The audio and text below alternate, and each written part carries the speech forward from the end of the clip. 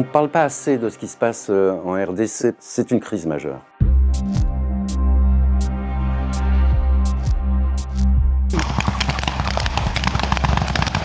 Nous allons libérer la République.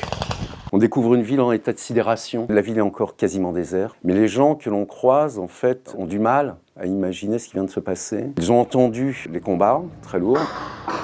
La plupart sont restés calfeutrés chez eux. Il y a un petit peu partout un sol jonché d'équipements militaires qui sont le signe de la débandade de l'armée régulière congolaise et de leurs supplétifs, les milices locales. C'est une armée que l'on savait incapable de se battre. Les officiers supérieurs, en fait, détournent tout un paquet d'argent, donc s'enrichissaient, c'était un endroit très intéressant pour s'enrichir quand on était officier supérieur, et une chaîne de commandement qui n'existe pas, c'est-à-dire qu'il n'y a pas de sous-officiers. Donc les soldats étaient laissés à eux-mêmes, ce qui fait que quand il y a eu une offensive menée en plus par des soldats aguerris, notamment tous ces soldats rwandais qui sont là depuis plusieurs mois, ils ont refusé de se battre. Pourquoi mourir pour un système qui de toute façon s'enrichit, se développe sur leur dos ?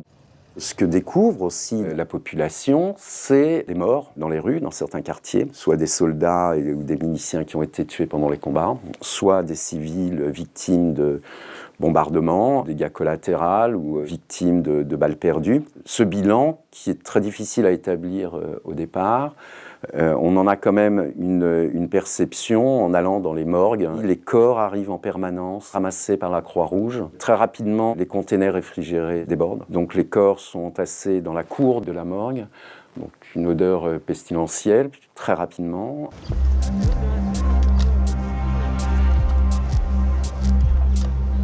Et donc ça, c'est ce que découvre cette population. Ils découvrent aussi que la plupart de leurs autorités sont parties. Elles ont quitté la ville, en général par bateau, dès le dimanche soir. Et là, ils découvrent de nouvelles autorités qu'ils ne connaissent pas. Le problème du devenir de cette région est très concret, et le diable est dans les détails. Par exemple, les banques aujourd'hui ne sont toujours pas rouvertes. Ça fait 2 semaines et demie. Kinshasa ne reconnaît évidemment pas les nouvelles autorités en place dans cette capitale provinciale du Nord Kivu qui est Goma. Donc comment on relance le système bancaire ? Autre problème, l'électricité.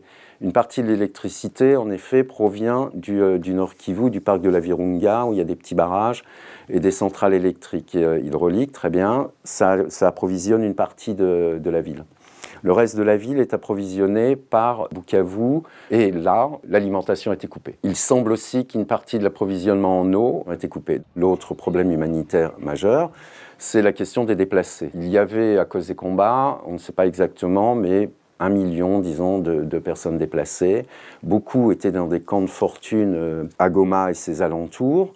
Dans quelles conditions ces déplacés vont-ils rentrer ? Et Goma, c'est une ville où, comme partout au Congo, très jeune, avec un très fort taux de chômage. Là, maintenant, avec une absence de police, une absence de maintien de l'ordre, sauf des patrouilles militaires, beaucoup de Rwandais d'ailleurs, on les reconnaît. Mais qui ne sont pas en mesure de tenir la ville. Donc passer, encore une fois, cet effet de sidération dont je parlais au début, on peut craindre que pour des raisons de survie notamment, les méthodes de violence reviennent sur le devant. Oui.